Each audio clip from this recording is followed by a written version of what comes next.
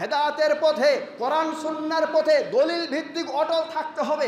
আশেপাশে অনেক ফিতনা আসবে, ফিতনা আসে না? কি বলেন, ঈদের দিনে ফিতনা দেখেছেন না? ঈদ মূর্তি নিয়ে ঈদ এবার ঈদের উদযাপনের জন্য বের করেছে মিছিল, ঈদের মিছিল বের করেছে কিনা ও আপনারা দেখেননি বোধহয়, নাকি মূর্তি নিয়ে বাইর হয়নি? হারাম।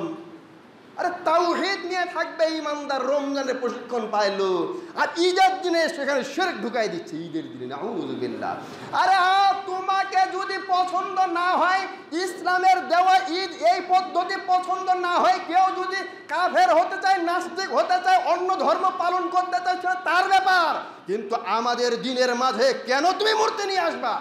কে অধিকার দিয়েছে? কখনো এমনটা করা যাবে না। এইভাবে পথভ্রষ্ট করার একটা ষড়যন্ত্র।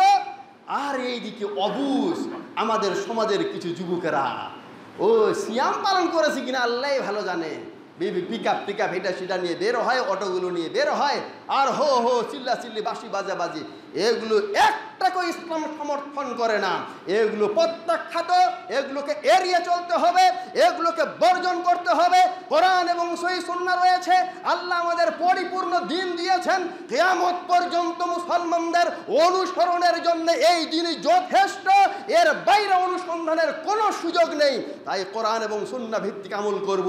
যখনই কোনো দিন কোনো বিষয় আমাদের সামনে আসবে, কোরআন সুন্নাহ কি আছে সেটা জেনে নিব, জেনে আমল করার চেষ্টা করব, তাহলে পথভ্রষ্টতার আশঙ্কা থাকবে না। এই জন্য আল্লাহ রাসূল বলছেন, দুটা জিনিস রেখে গেলাম, কোরআন এবং সুন্নাহ, ওই দুটাকে মজবুতভাবে ধারণ করতে হবে, তাহলে বাঁচা যাবে। সময় শেষ, একটা কথা বলি শেষ করছি আমি। ভাইয়েরা আমার, রমজান মাস শুরু হয়েছিল, তাই না? চলে গেল, দেখতে দেখতে চলে গেছে, তাই না? এমনটাই আমরা বলি, ও দেখতে দেখতে শেষ হয়ে গেল মাসটারে। সে মাসটা কেন, জীবনটা তো দেখতে দেখতে শেষ হয়ে যায়। আপনারা যাদের এখন দাড়ি পেকে গেছে, আপনারা স্মরণ করছেন না, একদিন ধুলাবালি নিয়ে খেলা করছিলেন, বিভিন্ন কিছু নিয়ে সিঞ্জা টিঞ্জা এটা সেটা নিয়ে খেলা করছিলেন, এরপরে একটু স্কুলে ঘুরলেন, বন্ধু বান্ধব হইলো, এই যে কোন দিক দিয়ে দাড়ি গজাইলো আর দাড়ি পেকে গেল, হইলো না কিন্তু এরকম, এইরকমই তো দেখবেন যে হঠাৎ ঘোষণা হচ্ছে ওই আব্দুল্লাহ আর নেই, এতটার সময় তার জানাজা। মাসটা যেমন দ্রুত শেষ হয়ে গেল, জীবনটাও এইভাবে শেষ হয়ে যাবে। এগুলোর মাঝে আমাদের জন্য শিক্ষা রয়েছে। শেষ হয়ে গেলে আল্লাহ আমাকে সৃষ্টি করেছেন শুধু তার দাসত্বের জন্য, এরপরে গিয়ে আল্লাহকে কি বলবো আমি, আল্লাহকে কি জবাবটা আমি দিব?